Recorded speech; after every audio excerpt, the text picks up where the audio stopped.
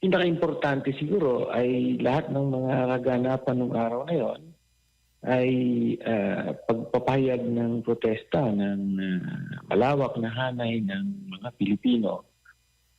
So yun ang pinaka-basic, no? Dahil meron namang malinaw na batayan, di ba? Yung ibang level na talaga ng corruption na nakikita natin sa flood control. Flood control pa nga lang pinag-uusapan natin. Pero pambihira na ang level. Tapos yung mga personalities na involved ngayon, no? Mga pinakamataas na opisyal ng gobyerno. So yun ang unang context. Ngayon, yung nangyari sa Mindiola ay bandang dulo na yun. No? Sa katunayan, yung marcha na nilahukan ko, matras na sila nung nangyari yun.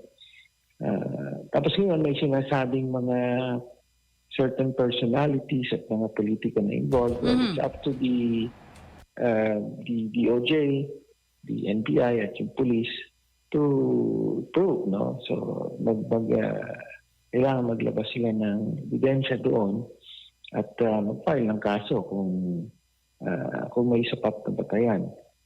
Pero para sa akin, tingin ko whether merong nabayaran doon o hindi, tingin ko yung galit at saka yung lakas ng loob, no, ng mga lumaban sa pulis noong araw na yon. Tingin ko